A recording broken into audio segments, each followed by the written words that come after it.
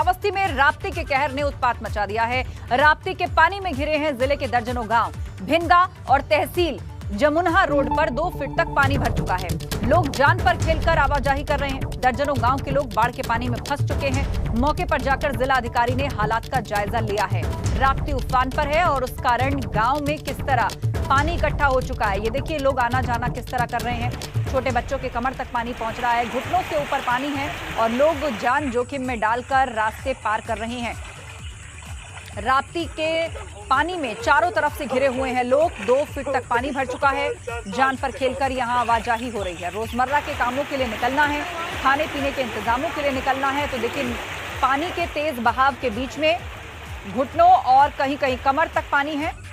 बच्चों को साथ लेकर, बुजुर्गों को साथ लेकर लोग आते जाते दिख रहे हैं। दर्जनों गांव हैं जो इस तरह के हालात की चपेट में हैं। अधिकारियों ने जाकर जायजा लिया है पूरी स्थिति का। और देखिए, श्रावस्ती की तस्वीर हम आपको दिखा रहे हैं। राप्ती नदी उफान पर, उसका पानी अब गांव तक घुस आया है। कई फीट पानी यहां पर जमा है, तो एक नदी जैसे हालात, बाढ़ जैसे हालात यहां बन चुके हैं। लोग पानी में से होकर कुछ इस तरह निकल रहे हैं। किसी भी वक्त कोई बड़ा हादसा हो सकता है, बीमारियां इससे फैल सकती हैं, खाने पीने के सामान की किल्लत हो सकती है, मेडिकल डॉक्टरी मदद, इस सब की आवश्यकता इन लोगों को होगी। श्रावस्ती में राप्ती के कहर ने उत्पात मचा रखा है। राप्ती के पानी में घिरे हैं जिलों के दर्जनों गांव, जहां पर ऐसी स्थिति बनी हुई है। भिनगा और तहसील जमुनहा रोड पर 2 फीट तक पानी भरा हुआ है और लोग जान पर खेलकर इस तरह आना जाना कर रहे हैं, जो हम आपको तस्वीरों में दिखा रहे हैं।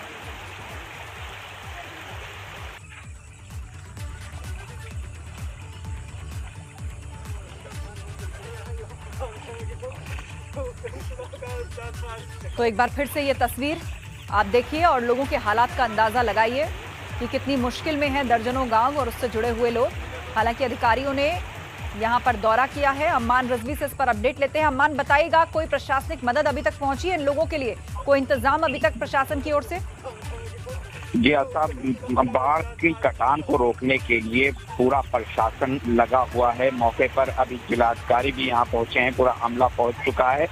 लगातार प्रशासन की तरफ से मदद करने की कोशिश की जा रही है, लेकिन बाढ़ का पानी इतना लगातार बढ़ता जा रहा है कि प्रशासन भी मजबूर है उन गाँव तक पहुँचने के लिए।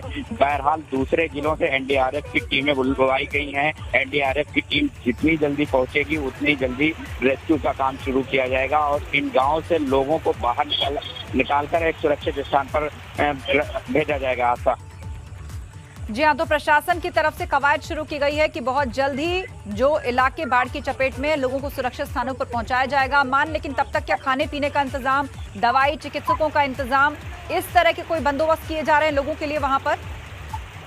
नहीं, इस तरीके की जो बाढ़ चौकियां हैं वहां पर इंतजाम तो किए गए हैं, लेकिन जो बाढ़ ग्रस्त एरिया हैं, जो गांव इस टाइम राप्ती की चपेट में है, राप्ती से पानी से घिरे हुए हैं, वहां पर इस तरीके की अभी कोई सुविधा नहीं पहुंच पाई है। आशा बिल्कुल, तो सुविधाओं का अभाव है। प्रशासन को तेजी लानी होगी और जल्द से जल्द सारे इंतजाम इन लोगों के लिए करने होंगे। जानकारी के लिए शुक्रिया आपका अम्मान।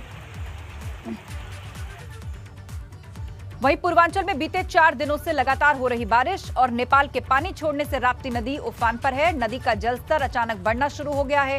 कई गांवों के लिए खतरे की घंटी बज गई है।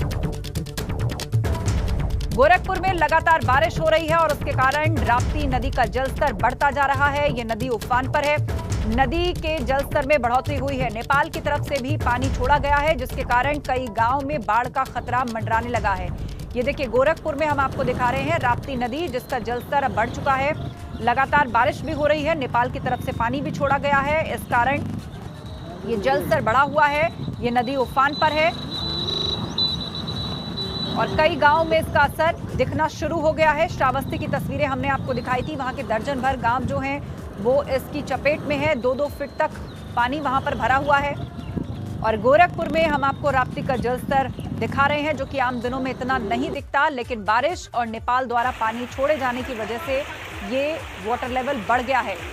बाढ़ का खतरा अब मंडराने लगा है।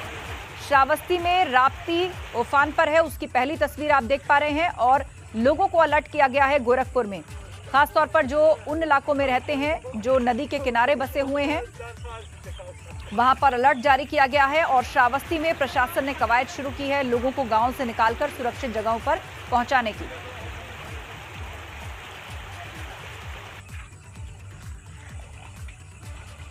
तो लगातार बारिश के कारण बाढ़ का खतरा बढ़ता जा रहा है। राप्ती नदी का जलस्तर बढ़ गया है। श्रावस्ती और गोरखपुर दो जगह की तस्वीर दिखा रहे हैं आपको। श्रावस्ती में जान जोखिम में डालकर लोग रास्ते पार कर रहे हैं। पिछले दिनों उमस और गर्मी ने लोगों का जीना दुश्वार कर दिया था। लोग उससे परेशान हो रहे थे, लेकिन बीती रात से पहले रुक रुक कर बारिश होने लगी, जिस कारण सुबह से ही बारिश ने रफ्तार भी पकड़ी और मूसलाधार बारिश अब हो रही है। आपको 3 अलग अलग जगह की तस्वीर हम दिखाने जा रहे हैं, जहां वाराणसी और चंदौली में लगातार बारिश हो रही है। तो बारिश ने परेशानी बढ़ाई है। 2 तस्वीरें फिलहाल आपको हम दिखा रहे हैं। बारिश के बाद कई इलाकों में पानी भी भर गया है। चंदौली और वाराणसी 2 जगह की तस्वीर आप देखिए। यहां झमाझम बारिश हो रही है। चंदौली में सड़कों पर पानी भरा नजर आया, तो वाराणसी में भी तेज मूसलाधार बारिश ने लोगों को उमस और गर्मी से राहत दिलाई, लेकिन तेज बारिश के कारण लोग अपने घरों में ही रहे।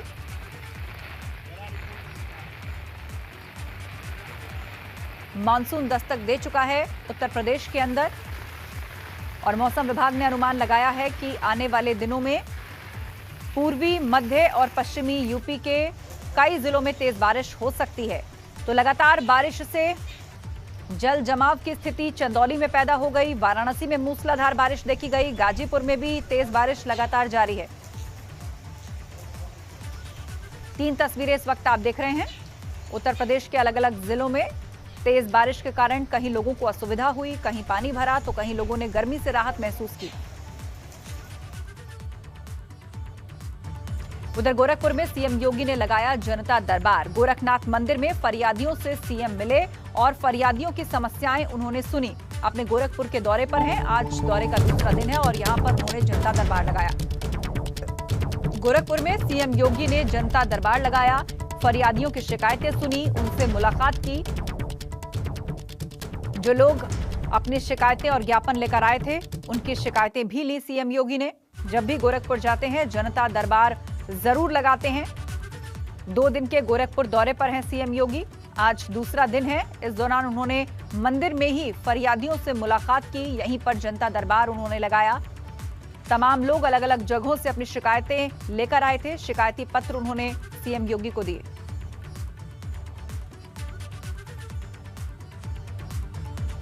तो सीएम योगी के गोरखपुर दौरे को लेकर अहम खबर है। मेडिकल कॉलेज के निरीक्षण का कार्यक्रम रद्द कर दिया गया है। अब कुछ देर में नगर निगम पहुंचने जा रहे हैं सीएम योगी। स्ट्रीट वेंडर टीकाकरण का निरीक्षण भी करेंगे सीएम योगी। सर्किट हाउस में जनप्रतिनिधियों के साथ बैठक भी करेंगे। सीएम योगी के गोरखपुर दौरे को लेकर यह अहम खबर आ रही है। ये अहम अपडेट है। मेडिकल कॉलेज जो निरीक्षण के लिए उन्हें जाना था, उस कार्यक्रम को फिलहाल रद्द कर दिया गया है और अब से थोड़ी देर बाद नगर निगम पहुंचने वाले हैं सीएम योगी। यहां पर वो रेडी पटरी मतलब स्ट्रीट वेंडर टीकाकरण का निरीक्षण करेंगे। थोड़ी देर में नगर निगम पहुंचेंगे। निर्माणाधीन सदन भवन का निरीक्षण भी करेंगे। सॉलिड वेस्ट मैनेजमेंट के लिए अत्याधुनिक कॉम्पैक्टर गोरखपुर महानगर को भेंट करेंगे सीएम योगी।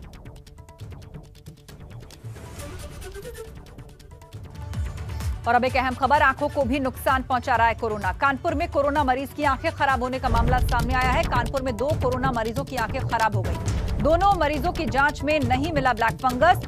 दोनों मरीजों को 2 हफ्ते पहले कोरोना हुआ था। जांच में ब्लैक फंगस नहीं निकला।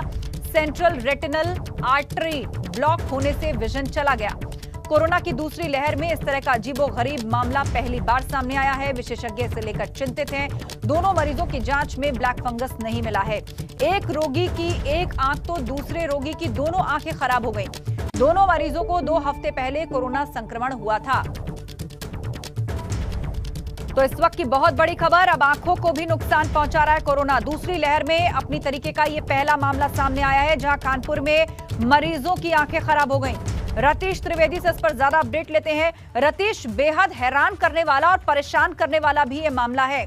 ब्लैक फंगस नहीं मिला, फिर भी 2 पेशेंट्स का विजन चला गया। क्या कह रहे हैं विशेषज्ञ?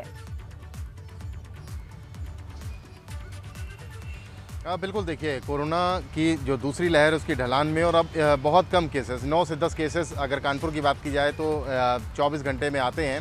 ऐसे में 2 हफ्ते पहले इन 2 पेशेंट्स को भर्ती कराया गया था और इनकी ब्लैक फंगस की, चूँकि आँखों की दिक्कत थी, आँखों रोशनी में दिक्कत हो रही थी, इसलिए ब्लैक फंगस की इनकी जाँच कराई गई थी। टिश्यू बायोप्सी की जांच कराई जाती है, म्यूकरमाइकोसिस यानी ब्लैक फंगस पाया है मरीज़ में या नहीं है, ये जांचने के लिए।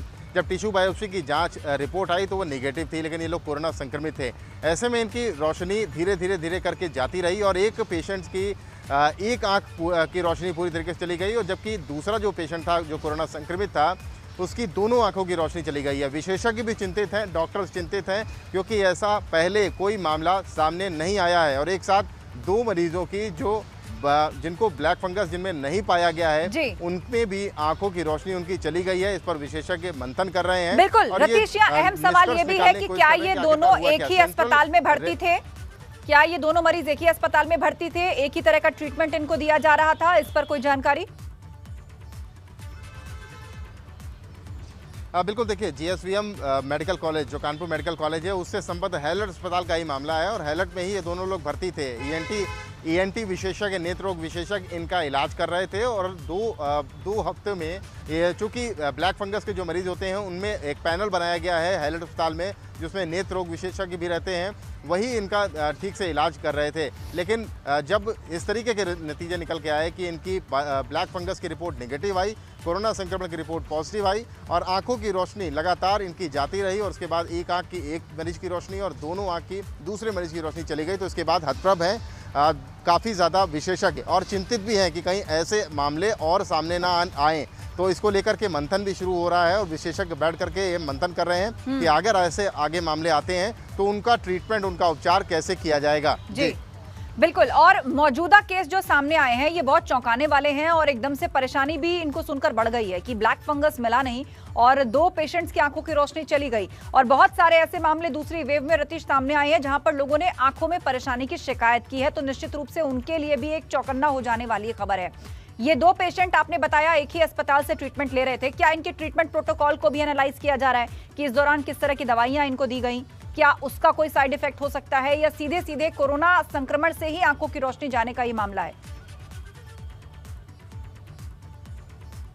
देखिए, सबसे पहले जब ये भर्ती कराए गए थे तो इनको कोरोना वार्ड में ले जाया गया था। कोरोना संक्रमित होने की इनकी रिपोर्ट आई थी। कोरोना पॉजिटिव होने की रिपोर्ट के बाद इनमें आंखों की दिक्कत थी और आंखों की रोशनी की दिक्कत को समझते हुए इनको ब्लैक फंगस की जांच कराई गई थी, जो टिश्यू बायोप्सी होती है। टिश्यू बायोप्सी 4 से 5 दिन में आती है रिपोर्ट और जब ये रिपोर्ट आई डॉक्टर्स ऐसा मान के चल रहे थे और वैसा इलाज कर रहे थे कि ये केस भी ब्लैक फंगस का होगा, म्यूकरमाइकोसिस का होगा, क्योंकि हम देख रहे हैं कोरोना के केसेस कम हो रहे हैं और ब्लैक फंगस के केसेस बढ़ रहे हैं। लेकिन जब टिश्यू बायोप्सी की रिपोर्ट आई तो उसमें ब्लैक फंगस नहीं पाया गया। इसके बाद ही विशेषज्ञ काफ़ी ज़्यादा चिंतित हुए क्योंकि आंखों की रोशनी का जो उपचार किया जा रहा था वो काम नहीं आया और इनके धीरे करके इनकी रोशनी चली गई। अब विशेषज्ञ इस बात पर ही मंथन कर रहे हैं, विचार करने में जुटे हुए हैं कि और ऐसे मामले अगर आते हैं तो उनका उपचार क्या किया जाएगा। स्टडी की जरूरत है और असल कारण निकाले जाने की जरूरत है कि क्या सीधे तौर पर कोरोना इन्फेक्शन के कारण आंखों की रोशनी गई है या फिर ट्रीटमेंट प्रोटोकॉल, मतलब किस तरह की दवाइयां और किस तरह के मेडिकेशन में रहे उनका कोई साइड इफेक्ट है।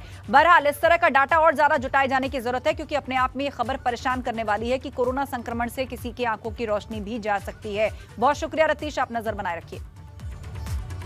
उधर बुलंदशहर से सैकड़ों की तादाद में किसान गाजीपुर बॉर्डर के लिए ट्रैक्टर ट्रॉली लेकर निकल पड़े हैं। उन्होंने रात में विश्राम दादरी टोल पर अपना डेरा डाला और सुबह करीब 7:30 बजे गाजीपुर बॉर्डर के लिए निकल पड़े। किसानों ने वीपी गंगा से खास बातचीत की और कहा कि कई महीनों का राशन लेकर वो गाजीपुर बॉर्डर जा रहे हैं और जब तक सरकार इन तीनों कानूनों को वापस नहीं लेती और एमएसपी की गारंटी नहीं देती तब तक किसान बॉर्डर से घर वापस नहीं आएंगे।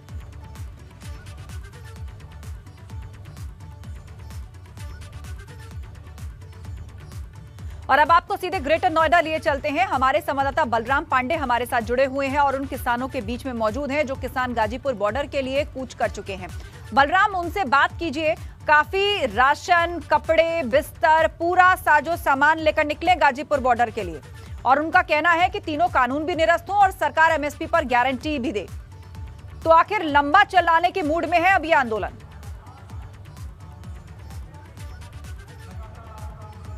बिल्कुल आस्था, अगर इस आंदोलन की बात करें तो 6 महीने से ज़्यादा का वक्त बीत चुका है किसानों को इस कृषि कानून को लेकर के वापसी की मांग करते हुए, और यही वजह है कि अब धीरे धीरे गाजीपुर बॉर्डर पे फिर से किसान इकट्ठा होना शुरू हो गए हैं। और उसके लिए आज बुलंदशहर से सैकड़ों की तादाद में किसान गाजीपुर के लिए कूच किए हुए हैं। इस वक्त हम किसानों के बीच में मौजूद हैं, जहां आप देख सकते हैं कि किसान यहां पर बैठ के पंचायत कर रहे हैं और इस आंदोलन को कैसे धार दी जाए इसके लिए रणनीति तैयार कर रहे हैं। क्योंकि किसान जगह जगह पर रुक करके जो किसान क्षेत्रीय हैं उनसे बातचीत कर रहे हैं और उनको अपने साथ ले रहे हैं। यहाँ पर किसान शाम 4 बजे तक रुकेंगे। इस पंचायत को करने के बाद फिर ये गाजीपुर के लिए कूच करेंगे।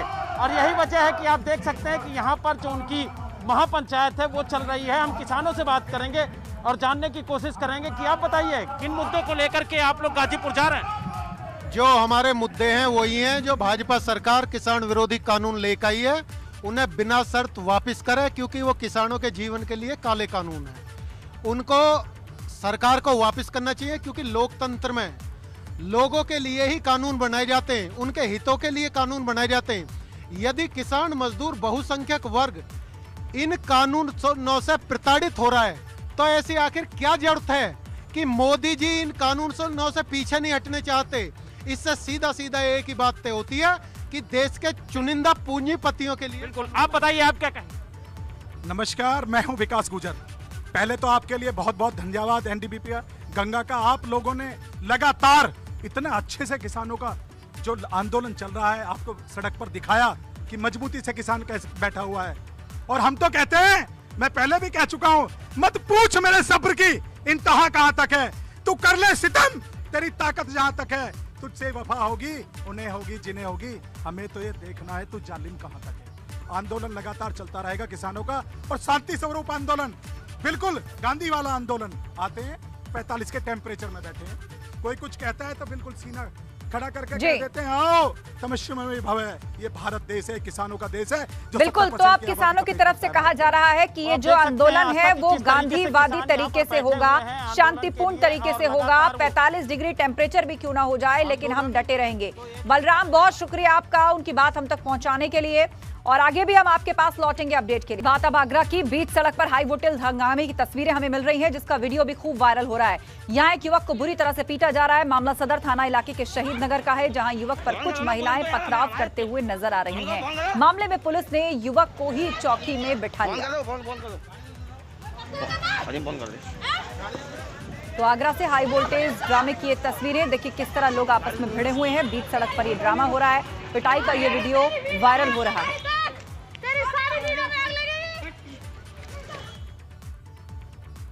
और अब खबर गोंडा से है, जहां शादी के मंडप में असलहे का प्रदर्शन किया गया। यहां मंडप में दूल्हे के सामने एक युवक असलहा लेकर बैठा रहा।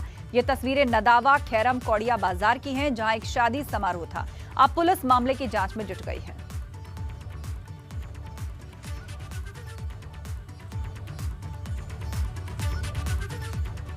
और अब खबर प्रयागराज से। प्रयागराज के यमुना पार इलाके में आई एक बारात में बार बालाओं के साथ तमंचे पे डिस्को का वीडियो सामने आया है। शादी के जश्न में परिवार के सामने बार बालाओं के साथ एक युवक ने हाथों में अवैध तमंचा लेकर जमकर अश्लील डांस किया। इस युवक ने नाइट कर्फ्यू के बावजूद न केवल कोरोना गाइडलाइंस का मखौल उड़ाया, बल्कि अवैध तमंचे को लहराते हुए अश्लील डांस कर कानून व्यवस्था को भी चुनौती दी।